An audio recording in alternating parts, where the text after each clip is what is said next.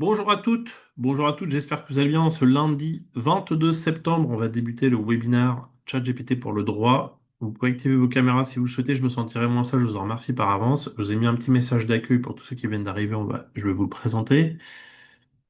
On va passer une heure ensemble pour découvrir ChatGPT pour le droit, comment ça peut vous aider dans votre secteur d'activité. Alors, les règles de bonne conduite du webinaire. Je vais vous envoyer la présentation à l'issue du webinaire. Si vous êtes inscrit de LinkedIn et d'Eventbrite, si vous venez de Meetup, mettez-moi votre email en message privé dans le chat, uniquement pour vous, car je ne l'ai pas. Il y aura un replay que je vais vous envoyer, possibilité de vous inscrire à d'autres dates ultérieures. Si vous avez des questions, écrivez-les sur le fil de la discussion, je répondrai à toutes vos questions. Vous pouvez indiquer dans quelle ville vous êtes situé si vous le souhaitez. On va débuter dans une minute, le temps que tout le monde se connecte.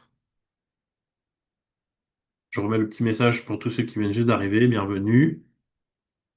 Alors, ce que je vous conseille, coupez votre téléphone pendant une heure si vous pouvez, les notifications pour pas être ennuyé avec les réseaux sociaux. Hydratez-vous, mettez-vous au calme.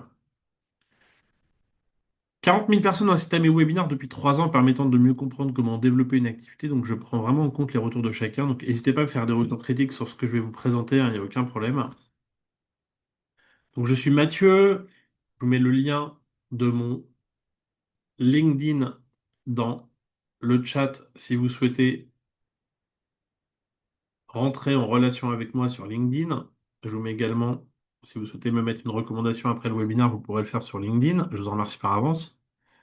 Donc, j'ai fondé Impact Croissance, une société qui met en place des tunnels de vente. Alors, un tunnel de vente, c'est mettre en place des webinaires pour attirer des clients, pour qu'ils puissent devenir, pour attirer des prospects, pour qu'ils puissent devenir des clients pour vous. Ça, c'est mon activité à la base. Et depuis 3 ans, j'ai créé Marketing Gain, une société qui s'occupe de la mise en place de formations en IA, d'automatisation. On va voir tout ça aujourd'hui. Alors, j'ai donné une conférence pour un grand groupe au Parc des Princes en 2023 qui s'appelle Cérisk de 40 000 personnes. Et j'ai fait la même conférence pour leur Top 60 Monde à la Tour Eiffel au premier étage. On a parlé de chatbot et d'automatisation en 2024, l'année dernière. Alors, si ça vous intéresse de découvrir, là je vous présente en une heure ChatGPT pour le droit. Si vous souhaitez découvrir plus de choses sur l'IA dans votre secteur d'activité pour le domaine du juridique, je vous invite, si vous le souhaitez, à une masterclass sur le droit. Je vous mets le lien dans le chat. De 3 heures qui est non payante, si ça vous intéresse. Alors, ChatGPT et le droit, vous avez dû entendre parler de certains articles. ChatGPT passe le concours pour devenir avocat et finit parmi les meilleurs. Alors ça, c'est des articles assez qui peuvent choquer, on peut dire. Euh, L'IA va-t-elle remplacer un avocat? Vous voyez, on est sur euh, France 2. Besoin d'un avocat, me veut appeler ChatGPT selon cette étude sérieuse. Voilà. Et les avocats doivent-ils avoir peur de l'IA? Bon, c'est des sujets qui vous concernent tous dans vos secteurs d'activité. Alors, ChatGPT, déjà, vous avez dû entendre parler de ChatGPT dans le monde de l'intelligence artificielle. Donc, génératif Pre-trained Transformer, parce que cet outil peut générer du texte et analyser des documents. OK, on va voir les deux grandes parties aujourd'hui.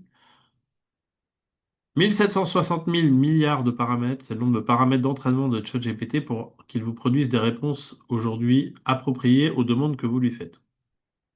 Alors, son développement a été très rapide, hein. 10 ans à Netflix pour atteindre 100 millions d'utilisateurs, 5 ans à Gmail, 60 mois, et en 2 mois, vous voyez seulement, ChatGPT a atteint 100 millions d'utilisateurs. Donc, c'est un cycle d'adoption très rapide en termes de production, de développement de l'outil. Alors, comment s'inscrire à ChatGPT? Si vous n'êtes jamais allé sur le site, je vous invite, OK, je vous mets le lien dans le chat. Ce qui est important, c'est de vous connecter vers le bon site. OK, je vous ai mis le lien dans le chat. Donc, vous mettez votre email, inscrivez-vous. Et ensuite, pour y accéder, vous faites le même lien, se connecter avec votre email Gmail ou votre email professionnel. Pour y accéder, ça, c'est la première chose qu'il faut faire déjà, c'est d'aller sur le bon site. Parce qu'il y a plein de sites fantômes qui ressemblent à ChatGPT, qui ne sont pas des vrais. Donc déjà, moi, je vous invite d'aller sur le bon site pour utiliser la bonne version de l'outil. Ça, c'est très important pour vous. OK, en termes de développement d'outils, c'est la première chose qui est importante pour pouvoir correctement, OK, vous connecter à cet outil si vous avez besoin.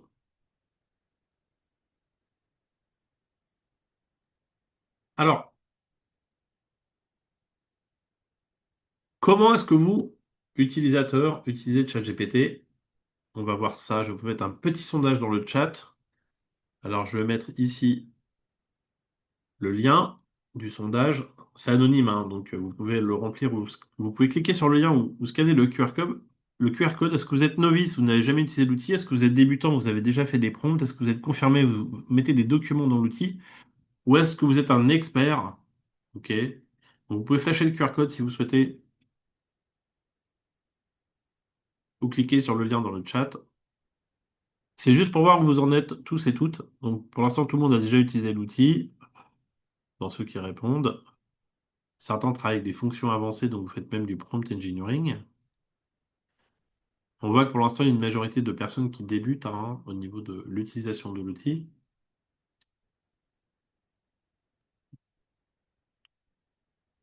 Certains n'ont jamais utilisé l'outil. OK.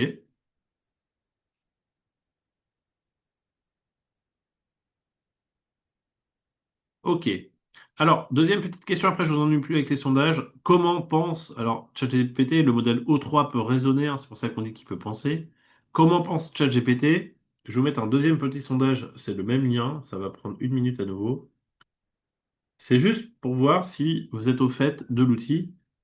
Comment pense ChatGPT? Est-ce que c'est un modèle prédictif de probabilité de base de données de moyenne pondérée d'après vous? Comment fonctionne l'outil? On va essayer de voir cela.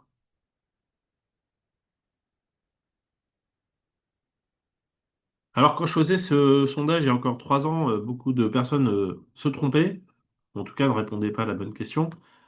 On va voir aujourd'hui si justement vous pensez savoir comment fonctionne l'outil.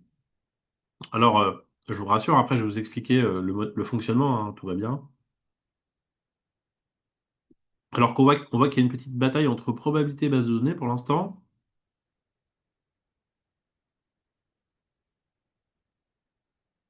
Alors, si vous savez pas, c'est pas grave, hein. Je vais vous faire apparaître la bonne réponse. Alors, la bonne réponse n'est pas base de données, effectivement, c'est probabilité. Il a été entraîné avec des milliards de données, mais ce n'est pas une base de données type Wikipédia ou Universalis. Je suis un modèle de calcul de probabilité associé à différentes séquences de mots. Je ne génère pas des réponses basées sur une connaissance absolue, mais sur la probabilité que les mots ou les séquences de mots se suivent dans un texte donné. Il va générer une réponse la plus appropriée en fonction des probabilités estimées pour chaque mot ou chaque phrase. Donc c'est pas un Wikipédia, hein, il n'a pas une base de données, ok? Il a été entraîné avec des milliards de données, et donc c'est ça qu'on va essayer de comprendre aujourd'hui. Alors, probabilité, si je vous dis ce soir mon épouse ou mon époux ira chercher les enfants à, vous pouvez me répondre l'école, un horaire 16h, 17h, ou à la garderie. Mais la probabilité, si on était 100 et que 80 disent l'école et que 10 disent un horaire et d'autres disent autre chose, restera l'école. Entre autres, ce n'est pas une réponse absolue, c'est une probabilité sur un nombre de réponses positionnées. C'est comme si je vous dis quel temps fait. Donc, ChatGPT, quand vous comprenez ça, vous avez à peu près tout compris à l'outil. Maintenant, on va voir son utilisation générale. Vous pouvez lui poser une question, avoir une réponse, analyser des sentiments, extraire des informations, capturer des images, reconnaître des objets, suivre une instruction. Je te demande quelque chose. Générer du texte, résumer un texte. Dans votre secteur d'activité, on peut même densifier un texte. Vous avez une plaidoirie à faire ou un document qui fait une page et vous augmentez. Vous souhaitez densifier le contenu. Densifier, c'est-à-dire que vous allez ajouter des nouveaux éléments sans augmenter la longueur du texte. ChatGPT, il est très bon pour faire ça. Pour nous, c'est très compliqué. Créer du contenu, on peut avoir un assistant conversationnel, faire de la traduction et plein d'autres choses encore. Pour votre secteur à vous, dans le domaine juridique, on peut rédiger, traduire, reformuler, corriger, résumer, raccourcir, compléter, mélanger. On peut aussi comparer des versions de documents, proposer des idées, des stratégies, des tactiques, générer des documents suivant un modèle que vous lui avez préétabli, lui donner votre style d'écriture pour apporter des réponses en fonction de votre style ou votre ton d'écriture à vous, analyser un document, analyser des données, il est capable de faire tout ça. Alors pourquoi utiliser ChatGPT? Garde de temps pour rédiger des contenus, des tâches, des mails, des lettres. Avantage compétitif dans un cadre professionnel. Les gens que j'ai pu former jusqu'à présent me disent tous, Mathieu, ce qu'on pouvait faire avant en une semaine, on peut le faire en 1 heure, et ce qu'on pouvait faire en 1 heure, on peut le faire en quelques minutes. Il n'y a pas besoin de savoir programmer, il suffit de parler en français ou en anglais, quelle que soit la langue. Et la clé, c'est le prompt engineering, c'est un terme qui désigne en fait des méthodes d'écriture pour avoir la meilleure réponse en fonction de la question que vous allez lui poser. Alors, les limites à surveiller de l'outil. Il peut halluciner, c'est-à-dire qu'il peut écrire n'importe quoi. Éviter de prendre les réponses pour acquises. Donc, il faut toujours vérifier les informations. Ne partagez jamais d'informations sensibles ou confidentielles. On va revenir dessus là-dessus. Favoriser l'apprentissage personnel en complément de l'IA. Alors, un prompt, peut-être que vous connaissez ce mot, c'est faire une demande, une question, encore une invite dans le chat GPT. Je vais vous montrer ça tout de suite en démonstration. Donc, je vais prendre un chat GPT et je vais lui demander, je vais agrandir, qui es-tu? Une question, vous voyez? Donc, à une question, il va me répondre qui il est. OK. Donc, il vous dit qu'il peut écrire du contenu, etc. Maintenant, si je lui demande une invite, je t'invite à me donner la liste des régions de France. Ce que vous voyez là, il produit des mots les uns après les autres, région de France, à partir de ce qu'il a appris, et vous voyez, il vous met le texte. Alors, vous pouvez d'ailleurs revenir sur la question initiale, la demande initiale, et vous voyez, il y a un petit crayon qui apparaît, on peut itérer, on peut changer la question. Donc là, je vais demander maintenant de faire ça sous un format tableau. Je ne sais pas si vous avez déjà itéré un texte. Et là, vous voyez qu'on peut, en faisant le format tableau, donc on passe à 2 sur 2, vous voyez, là, créer un tableau. On peut avoir deux versions différentes en itérant déjà à partir donc d'une modification de la question ou de la demande. J'ai pas fait les deux successivement, vous voyez, je l'ai fait dans la même demande où j'ai modifié le contenu avec le petit crayon. Ça s'appelle itérer. Alors, je vous ai préparé un prompt pour vous à la demande juridique spécifique. Agis comme un conseiller juridique professionnel et répondez à la demande. Donc là, vous pourrez compléter, vous voyez ce qu'il y a d'indiqué ici. Indiquer la demande juridique, par exemple la gestion des affaires et des litiges commerciaux. Vous pouvez mettre votre nom, le secteur d'activité. Bref, vous pouvez compléter les éléments à trous qui vont vous permettre d'avoir la meilleure réponse dans un contexte donné. Vous pouvez avoir un format de réponse en liste à puces, paragraphe, tableau. En fonction de ce que vous avez besoin, vous pouvez supprimer certaines lignes, hein, bien sûr, vous n'êtes pas obligé de tout conserver. Alors, j'ai pris un exemple. Élaborer une stratégie, une demande juridique dans la gestion d'une affaire de litige commercial pour le cabinet juridique IA dans le secteur du droit commercial en France. Donc, ce cabinet s'occupe de litiges commerciaux, représentation en justice, médiation, conseil. Donc, il y a les tarifs horaires, réputation en matière de plaidoirie et une approche personnalisée pour les PME. Donc, le cabinet opère en France, etc., etc.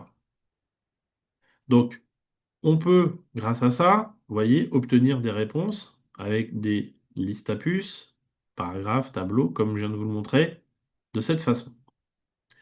Donc là, c'est pour juste avoir une stratégie à ce niveau-là. On voit un résultat apparaître avec 7 points très simplement. Maintenant, je vais vous montrer je l'ai appelé pré-rédaction d'une ébauche de plaidoirie. C'est vous qui finaliserez, donc ne pas mettre de données sensibles ou confidentielles, ok? J'ai bien mis le mot ébauche. Donc, vous pouvez utiliser ce prompt, tu es un avocat spécialisé dans tel domaine, détailler la manière la plus précise le litige. Si vous avez déjà des éléments, vous pouvez l'intégrer dedans dans le prompt, même si ça fait une page, hein, c'est OK. Vous pouvez mettre le nom fictif de votre client si vous ne souhaitez pas mettre de choses confidentielles. Est accusé ou affirme que, détail spécifique, donc là, du cas. La partie adverse, vous pouvez mettre le nom, pareil, fictif. Argument, accusation de la partie adverse. Le nom fictif du client.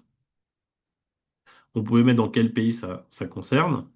Et donc, là, j'ai pris un exemple d'un avocat en droit commercial. L'entreprise Tech Pro Solutions a engagé Logiserve, une entreprise spécialisée dans la logistique, pour la mise en place d'un logiciel de gestion de stock. Donc, un contrat qui a été signé. L'entreprise devait finaliser l'installation le 1er mai. Cependant, ça n'a pas été mis en place et c'est pas opérationnel. Ça a entraîné des perturbations dans la gestion du stock et la perte de plusieurs contrats. Donc l'entreprise accuse l'entreprise A, l'entreprise B de ne pas respecter ses engagements, réclame des dommages-intérêts, 300 000 euros. Donc on explique le cas du client. Et la partie adverse, représentée par le Logicert, soutient que les exigences étaient mineures et conformes aux pratiques standards.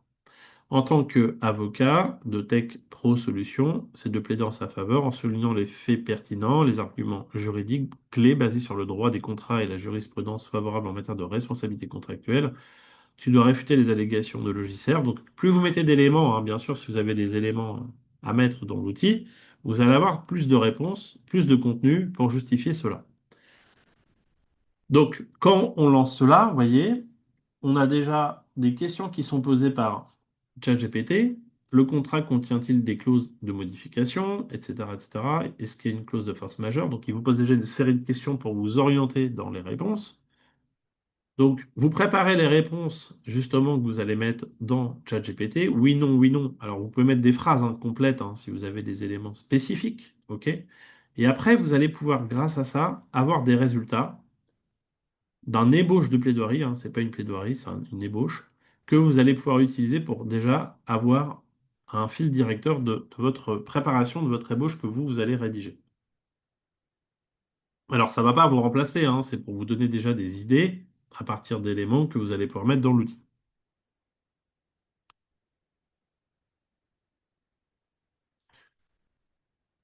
Si ça vous intéresse de découvrir au niveau de ChatGPT, donc je vous remets le lien de la petite masterclass que je vous propose, auquel vous pouvez assister gratuitement.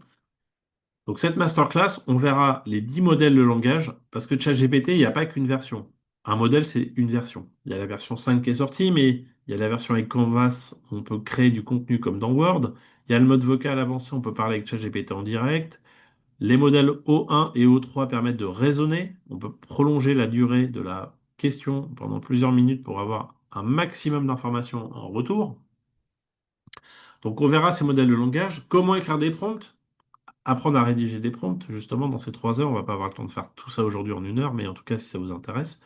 Et aussi, tout à l'heure, je vous ai parlé du mode itératif. Il y a plein de techniques de prompt qui existent.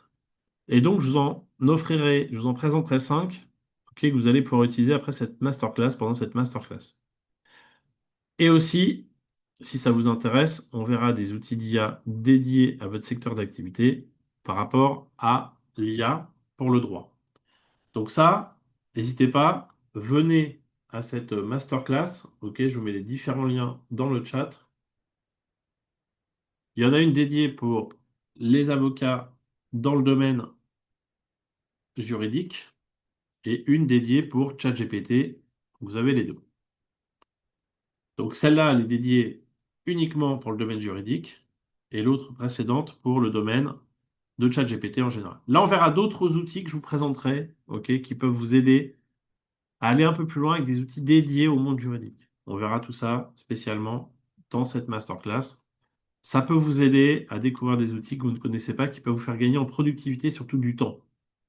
Alors, on verra différents éditeurs de logiciels que j'ai testés. On verra Haiku également, qui est un outil français qui est pas mal. Je ne sais pas si certains l'utilisent déjà. Peut-être que vous connaissez certains de ces outils, je ne sais pas. En tout cas, on verra tout ça. Alors, il n'y a pas que ChatGPT dans la vie. Vous connaissez peut-être Gemini, Copilot, vous travaillez peut-être avec Claude ou NotebookLM ou Grok. Tous ces outils-là, c'est des outils qui peuvent vous aider au-delà de ChatGPT. Alors, faire du prompt et apprendre des prompts, après, vous pouvez l'utiliser dans n'importe quel de ces outils. Il n'y a pas de souci à ce niveau-là. Il y a aussi des modèles en open source que vous pouvez travailler localement sur votre ordinateur pour des problèmes de confidentialité. Je vais revenir dessus là-dessus juste après pour vous expliquer comment.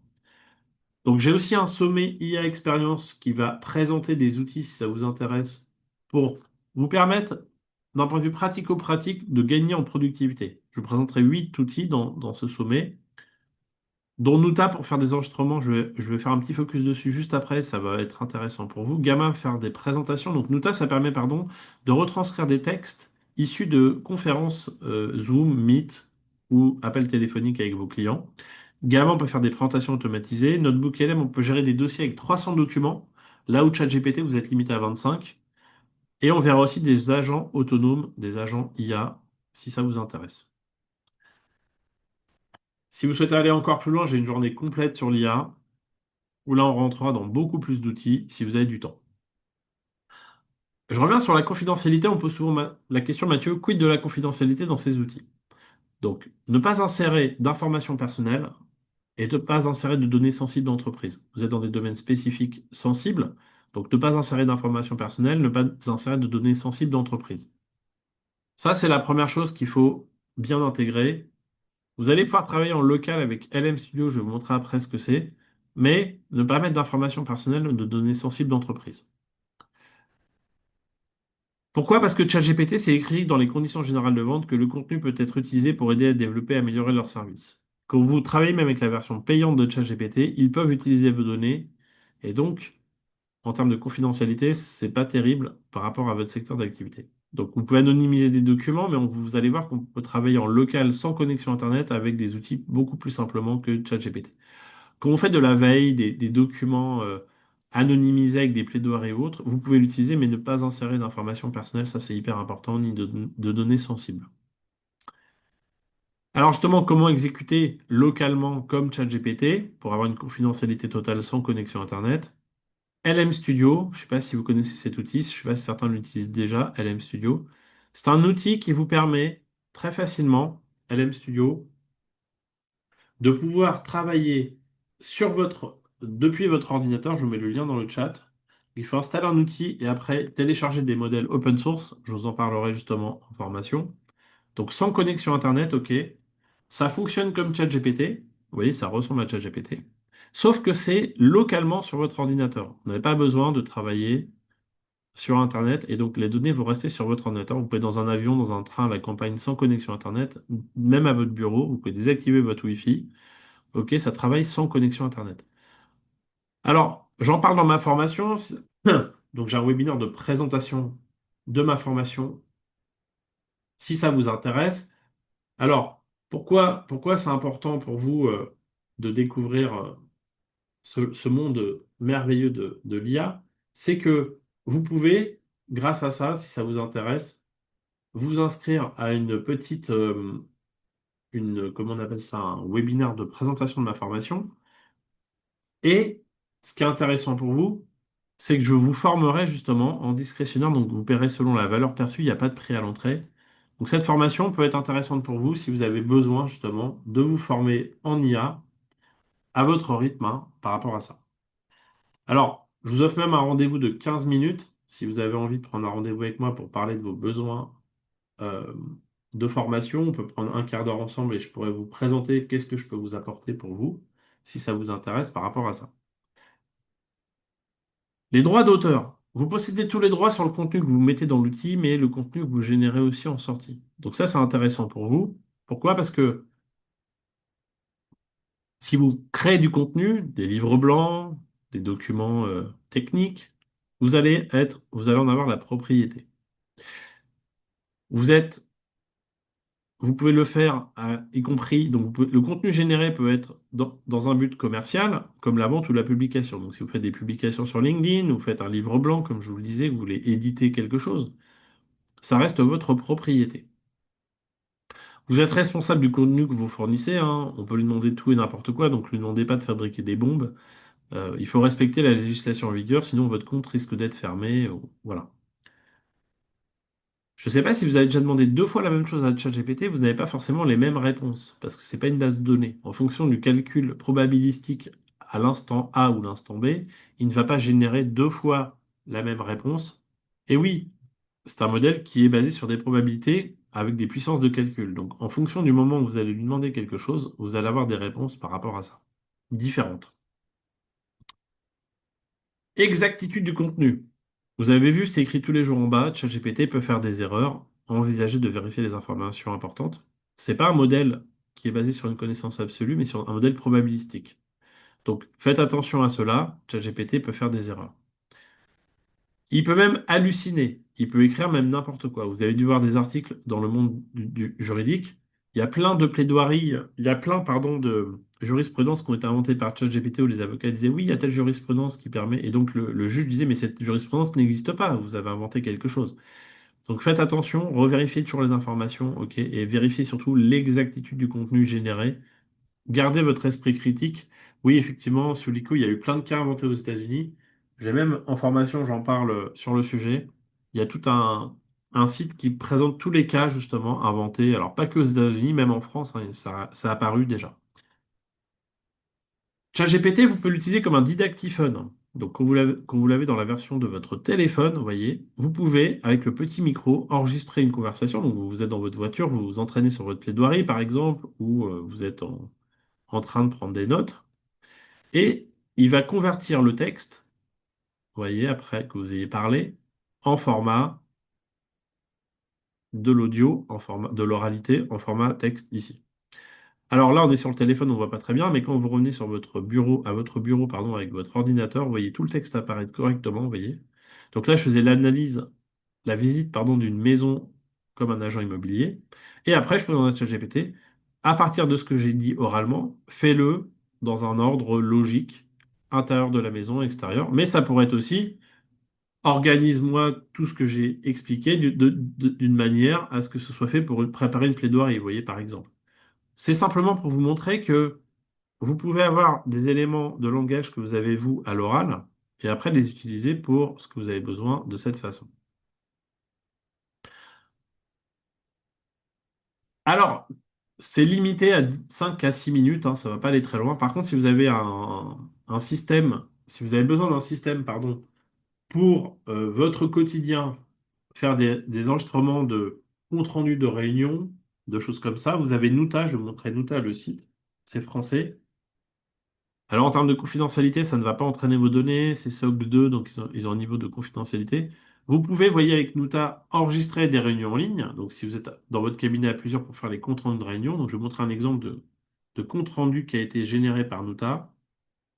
Donc, je vais me mettre dans Nuta où on avait une réunion à plusieurs, vous voyez ici, par exemple. Donc, vous avez la vidéo qui est issue de l'enregistrement de Zoom, là, dans l'exemple, et ça peut être avec Google Meet ou Teams.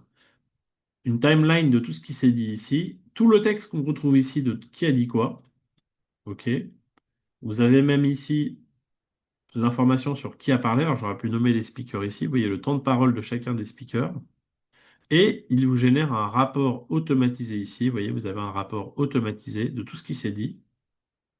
Vous avez aussi un aperçu de toute la discussion et les questions qui ont pu être posées par les participants. Donc ça peut être intéressant si vous avez besoin de lever des objections. Vous voyez toutes les questions notées par les participants. Cet outil peut être intéressant à trois niveaux. Un, pour enregistrer les conversations à plusieurs Zoom ou Teams. Des réunions présentielles, vous êtes dans une salle, vous enregistrez la même chose. Et aussi, vous pouvez enregistrer avec l'accord de votre client ou d'une personne avec qui vous êtes en discussion par téléphone. Vous pouvez mettre votre numéro de téléphone pour faire la même chose et enregistrer les conversations téléphoniques avec l'accord du client comme quand SFR vous appelle. Et donc, vous pouvez avoir un compte rendu de tout ça qui est fait automatiquement. Donc ça va au-delà de ChatGPT, ce que je suis en train de vous montrer. Donc ça, j'en parle en formation pour ceux que ça intéresse. C'est un gain de temps, hein. C'est un vrai gain de temps pour justement faire vos comptes rendus de réunion ou comptes rendus client à ce niveau-là. Maintenant, je vais vous montrer, pour ceux qui ont connu ChatGPT avant 2023, on ne pouvait pas mettre de documents dans l'outil. On pouvait créer du contenu, des emails, des posts, des documents, créer des paragraphes, un livre blanc. Depuis 2024, on peut prendre des documents et les analyser dans l'outil. Alors, l'intérêt de ça, c'est quoi? Je vais prendre un document qui vient ici, vous voyez, de chez Orpea. Donc Orpea, maintenant il s'appelle Emeis. Ils ont changé de nom. Pourquoi? Parce que Le Monde a créé un livre sur eux. Et je vais vous montrer un exemple. Donc je vais me mettre dans le chat GPT. Je vais vous montrer le document.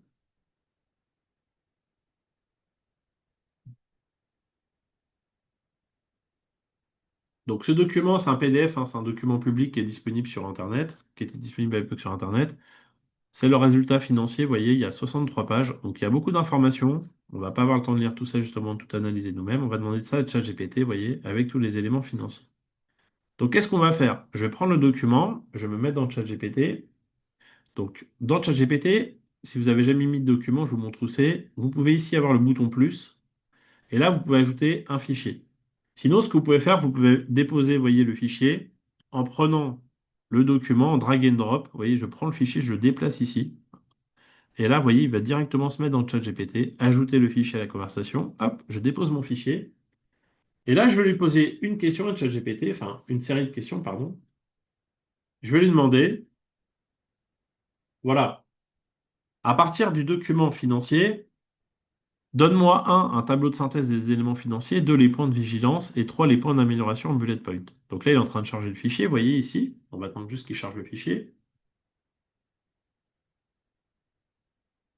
Alors des fois, ChatGPT ne charge pas totalement le fichier, ça m'arrive de temps en temps, comme là, il a pas tout chargé. Donc ce que vous faites, vous ouvrez une nouvelle fenêtre, vous refaites la même chose ici, Ça peut arriver, hein, il y a des petits bugs, ça arrive par moment. Là, vous voyez, il n'a pas tout chargé, sinon vous fermez le fichier, vous le réouvrez. Donc là, j'espère qu'il va le mettre correctement, on va voir. Voilà, donc là, il a quasiment terminé, vous voyez. Donc là, le fichier est prêt à être traité, donc je lance la demande. Et donc, vous allez voir que ChatGPT, en quelques secondes, il a lu les 63 pages. Il me fait un tableau 1 synthétique à partir des éléments que je lui ai demandé. Donc là, on voit qu'il y a 4 milliards de pertes, vous voyez. Les points de vigilance, qu'est-ce qu'il a trouvé comme point de vigilance dans le document? Et enfin, des propositions de points d'amélioration sur la situation de l'entreprise, vous voyez.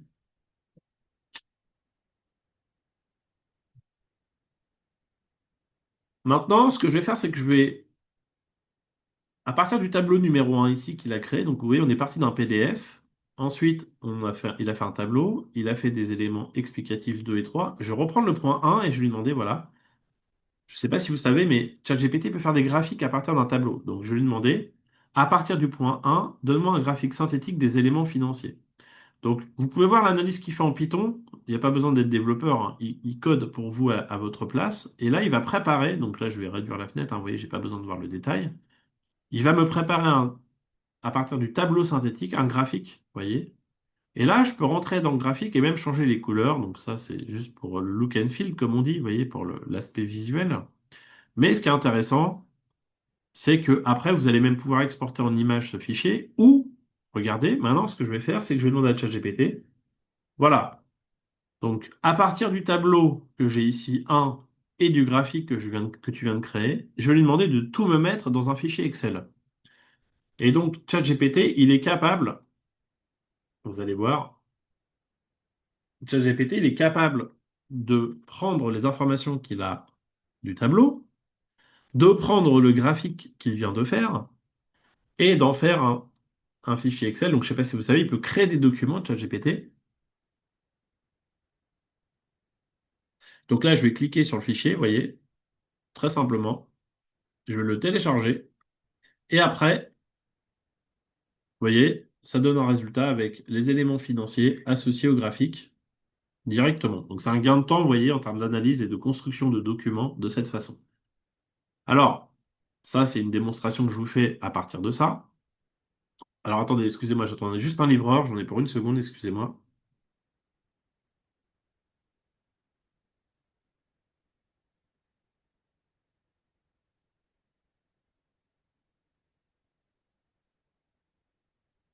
Excusez-moi.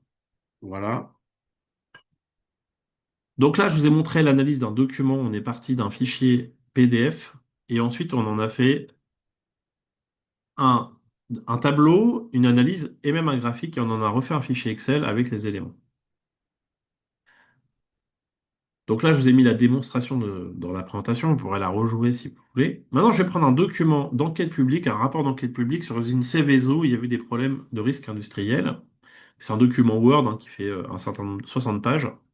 Et je vais lui demander, un petit peu différemment d'un document PDF qu'on a vu tout à l'heure, voilà, à partir du rapport d'enquête publique, mais fais-moi ressortir les points importants qui comprennent les risques, crée-moi un tableau pour catégoriser les risques par domaine, indiquer le numéro de page, indique-moi les informations importantes complémentaires sous forme liste, et je voudrais un résumé en 2 paragraphes, s'il te plaît, ChatGPT, expliquant le rapport d'enquête publique.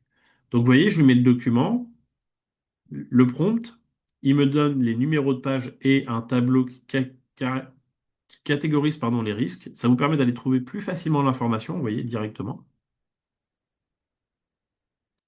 Et ensuite, les informations importantes et le résumé en 2 paragraphes. J'aurais pu lui demander 3, hein, je l'ai fait arbitrairement. Mais ce qui est intéressant dans ce que je vous montre, c'est d'aller trouver l'information et tout de suite savoir à quelle page c'est quand vous avez des documents, vous voyez, qui font 100 ou 200 pages sur des procédures. Vous pouvez trouver des éléments importants à faire ressortir pour aller vous les vérifier. ChatGPT ne va pas vous faire l'analyse complète, mais il va vous donner déjà une partie de l'information de cette façon pour vous aider.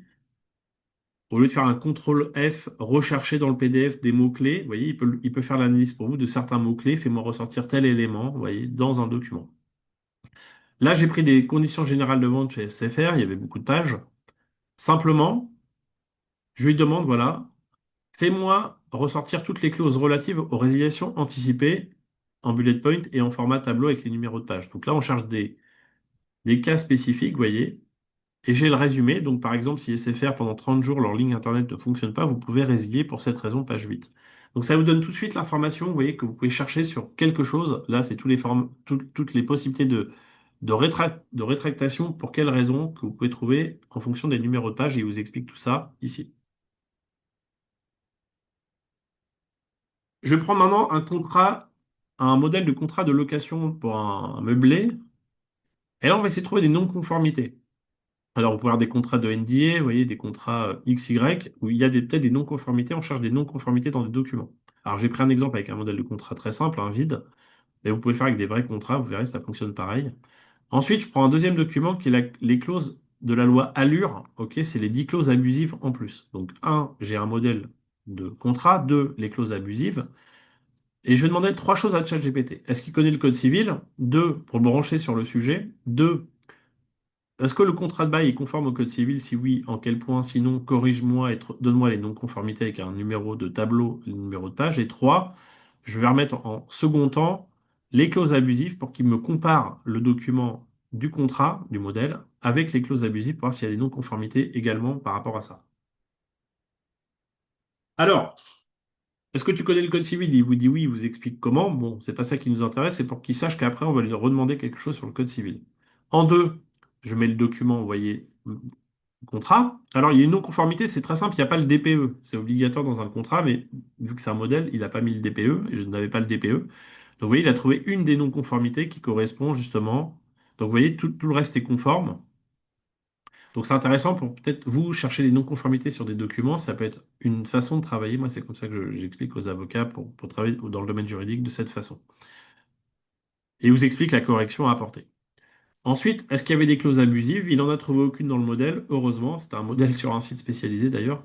Donc, il n'y a pas de clause abusive, mais si on avait eu, il les aurait peut-être détectées, vous voyez. Donc, ça peut être intéressant de chercher les non-conformités de cette manière dans des documents.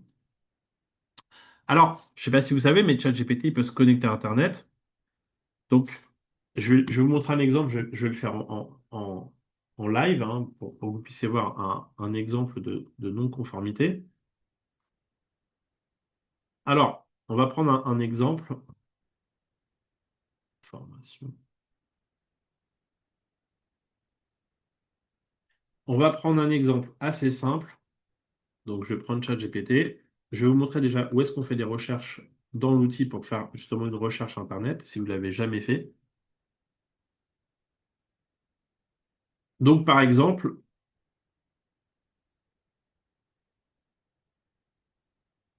vous cliquez ici et vous voyez, il y a plusieurs choses qui apparaissent, dont rechercher sur Internet. Vous activez cette fonctionnalité. Donc là, vous voyez, ça passe en bleu. Là, je vais lui demander, par exemple, donne-moi les 10 sources d'informations sur les tendances de la lutte contre les fraudes bancaires en 2025. Écris-moi un rapport sur les tendances et cite-moi justement des sources d'informations accessibles. Avec un lien, il est obligatoire de les mentionner. Le fait de travailler de cette façon, ChatGPT il va aller chercher sur Internet des informations. Donc là, ce n'est plus dans l'outil d'entraînement qu'il a appris des choses. Donc là, vous voyez, vous avez tout de suite les sources d'informations. Et vous pouvez même cliquer dessus pour aller vers les pages en question. Donc là, ça renvoie d'ailleurs vers un document, vous voyez, spécifiquement. Le deuxième, par exemple, on voit que ça renvoie vers un site internet où il y a des informations à nouveau. Et en dessous, il me prépare un rapport de 5 paragraphes comme je lui ai demandé. Vous voyez, à chaque fois, il met différentes sources d'informations pour créer le paragraphe en question. Vous pouvez aller revérifier, bien sûr, les informations du paragraphe en question, vous voyez, à chaque fois. Et si vous allez tout en bas, vous avez toutes les sources qui vont apparaître en cliquant sur les sources. Vous pouvez tous les voir ici. Donc, toutes celles qu'il a utilisées pour faire le rapport. OK? Et aussi d'autres sources qu'il n'a pas utilisées pour le rapport, mais qu'il a trouvées également. Donc ça, c'est un outil un peu comme une recherche Google, mais sur le sujet en question. Vous voyez, ça vous donne tout de suite des éléments d'information que vous pouvez trouver. Ça, c'est la première façon de faire des recherches sur Internet, vous voyez, sur un sujet, où vous lui demandez quelque chose. Ensuite, on peut faire des recherches plus longues. Alors, je ne vais pas m'étendre sur le sujet aujourd'hui, mais je vais quand même vous montrer où c'est. Je vois ça en formation et aussi sur les autres masterclass. Vous pouvez faire des recherches approfondies. Si je faisais la même demande ici, je vais l'exécuter, mais vous allez voir que ça prend plus de temps. La recherche approfondie va prendre à peu près 10 à 30 minutes. Donc, il vous pose d'abord une série de questions. Donc, je vais le mettre uniquement en français. sur tous les sujets que tu as présentés, les sujets que tu me suggères.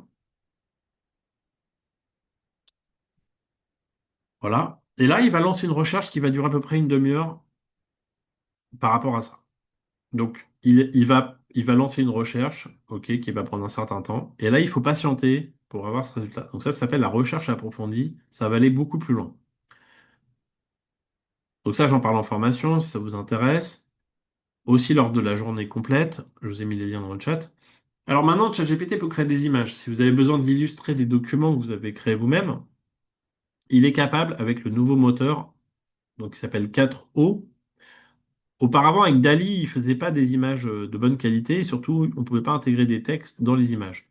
Alors, je vous ai mis une petite explication sur la nouvelle version qui date du mois de mars 2025 et je vous ai préparé un générateur de prompt. Vous allez voir, donc il va vous faire des photos beaucoup plus pertinentes, ok, beaucoup plus précises, de meilleure qualité, on va dire. Il a une capacité de générer des objets dans les photos beaucoup plus poussée qu'auparavant. Il est multimodal, c'est-à-dire qu'il peut faire plusieurs choses en même temps. Je vais vous montrer, donc, je vous ai préparé un prompt. Vous pouvez l'utiliser, ce prompt. Donc là, je vais vous montrer un exemple. On va prendre cet exemple ici et je vais remplacer ce qu'il y a en rose par une demande dans votre secteur d'activité. Donc, je vais me mettre ici dans le chat GPT. Pour créer une image, vous allez ici sur créer une image, vous mettez le texte ici, et là, on va lui mettre, par exemple, génère-moi un prompt pour faire, par exemple, une photo, une explication d'un livre blanc sur le juridique dans le domaine du droit des affaires. Voilà. Donc là, ChatGPT, il va pas faire la photo tout de suite. Alors, je l'ai mal fait, je le refais, désolé. Je vous remontre. Je vais relancer. Donc, l'étape 1, vous copiez cela sans cliquer sur justement créer une photo pour créer un prompt qui va être le meilleur prompt à utiliser pour ensuite faire la photo. Donc là, il m'écrit un prompt d'abord, vous voyez, il prend le modèle ici que j'ai fait. Et là, il va justement écrire un prompt pour la mise en scène d'un livre blanc juridique sur le droit des affaires. Donc, il vous fait un format le plus optimisé. Donc, vous copiez le résultat. Et là, vous le mettez dans un nouveau prompt. Et là, vous mettez photo et vous exécutez dans un second temps ce qu'il vient d'écrire. Et vous allez voir que vous allez avoir des résultats beaucoup plus pertinents que juste mettre la phrase initiale que j'ai mise ici. C'était génère un livre blanc sur le droit des affaires. Et là, il va nous créer une photo dans un format, vous voyez, avec un type d'appareil photo. Alors là, il a écrit, il faut mettre un stylo plume noir, élégant, capuchon doré. On aurait pu changer le texte, hein. Vous pouvez après reprendre le texte. Ça va vous aider à créer un prompt qui va être généré dans un second temps. L'intérêt de faire ça, c'est que ça va vous donner des photos beaucoup plus optimisées que si lui avez demandé directement, vous, une phrase toute simple par rapport à ce que vous voulez. Vous voyez, c'est écrit rappelant les publications de cabinets juridiques de haut niveau. Donc là, il vous assiste à créer un prompt qui, dans un second temps, pourra vous permettre de faire des choses de meilleure qualité. Alors, on va le laisser travailler le temps qu'il fasse le résultat. Ça prend à peu près une minute. Vous allez le voir apparaître, hein. Je vous montre ça juste après. Alors, donc, là, par exemple, j'ai fait une photo d'une personne, pardon. Là, un paysage. Bon, c'est quelques exemples, hein. C'est pas dans votre secteur d'activité, mais vous voyez, vue drone du dessus. Là, on a pris des beaux paysages. Ici, on a des photos de Dubaï. Là, j'ai pris une usine Céveso pour un de mes clients qui est dans les matières toxiques. Là, j'ai pris une photo qui existait au Havre, la Catène, c'est une œuvre d'art, et je lui ai demandé de modifier, vous voyez, les couleurs. Donc, il peut même modifier des photos que vous lui donnez également. Là, j'ai pris les photos à l'entrée d'un restaurant d'un éléphant, et je lui ai demandé de me le faire en bambou. Vous voyez, il m'a modifié la photo, il l'a fait en bambou. Ensuite, il est capable de le faire dans toutes les textures que je pourrais lui demander. Vous voyez, à chaque fois, c'est un prompt différent, mais il a modifié la texture de tout ce que je lui ai demandé. Donc, c'est vraiment un éditeur d'image très puissant. Vous voyez, là, le résultat va bientôt finir d'apparaître dans ce qu'on lui a demandé. Voilà, on va voir si c'est réaliste par rapport au sujet qu'on lui a demandé de faire. Et voyez, on retrouve le mot droit des affaires, des lunettes, un stylo doré, comme il avait proposé. Vous aurez pu orienter sur autre chose, hein. On aurait pu mettre une balance, voilà, un glaive. Bref, en tout cas, vous voyez, il est capable de faire des photos de haute qualité dans votre secteur. Donc vous avez le générateur de prompt à l'infini que je vous ai mis dans la présentation, que vous allez pouvoir utiliser pour créer des choses à votre convenance par rapport à ça. Alors je ne sais pas si vous savez, mais on peut automatiser avec ChatGPT la documentation, la création de documents de plus de 100 pages en un clic. Alors c'est pas ChatGPT, écris-moi un livre en une fois, hein, il n'est pas capable de faire ça. Par contre, dans mes formations, je vous explique avec Make, qui est un outil d'automatisation, qui peut vous permettre avec des scénarios. Alors, c'est un outil qui va en fait faire appel à ChatGPT par l'API. L'API, c'est le moteur de ChatGPT, donc le GPT. On ne va pas passer par le chat. Avec des scénarios, alors je ne vais pas rentrer dans le détail, mais pour ceux que ça intéresse, qui ont besoin de produire des contenus de haute volumétrie, comme on dit, on peut mettre une liste d'un plan d'un livre, ou d'un livre blanc, ou d'un sujet dans un fichier Excel, passer par le moteur GPT pour, en sortie, créer le document final en 100 demandes successives que lui va faire. Donc, vous exécutez ces 100 demandes successives issues du plan du document. Ça s'appelle faire du squelette de raisonnement. Et vous allez avoir la construction de votre document. Donc, ça, j'en parle en masterclass pour ceux que ça intéresse. Je vais vous montrer le résultat d'un document qu'on m'avait commandé pour la gestion d'un pôle psychiatrique d'un hôpital. Je vais vous ouvrir le document et vous allez voir ce qu'il a produit en 2 heures, ChatGPT. Donc, je vais agrandir un peu. Donc là, j'ai le plan, vous voyez, donc introduction, présentation du pôle, objectif du pôle. Donc ça, c'est juste la table des matières, hein, ce que vous voyez ici. La structure avec les sous-parties, la gestion des ressources humaines, donc recrutement, formation du personnel, gestion du bien-être, santé mentale des employés, évaluation et performance, développement professionnel, prise en charge des patients, gestion des installations et équipements, collaboration, relations interdisciplinaires avec les autres secteurs les autres services de l'hôpital, gestion financière et budgétaire, évaluation de la qualité et amélioration continue, communication, sensibilisation, et vous voyez, j'ai tout le texte qui a été produit pour chacune des parties. Alors je vais demander format liste à puce tableau, mais j'aurais pu demander des longs paragraphes également. Vous voyez qu'il m'a tout produit, donc les 166 pages que vous voyez ici, vous voyez, tout a été produit par l'outil. Les personnes qui ont relu le document m'ont dit c'est des éléments de langage et à 95% c'était à peu près adapté à ce qu'ils ont besoin pour réadapter ensuite le contenu eux avec leurs propres éléments. Mais ça peut vous faire gagner du plan, vous voyez, sur des documents assez complets si vous avez besoin pour produire ce type de document. Donc là, vous voyez, on retrouve chacune des parties du plan qui ont été validées en amont. Et après, on retrouve tout le plan avec le contenu qui a été produit.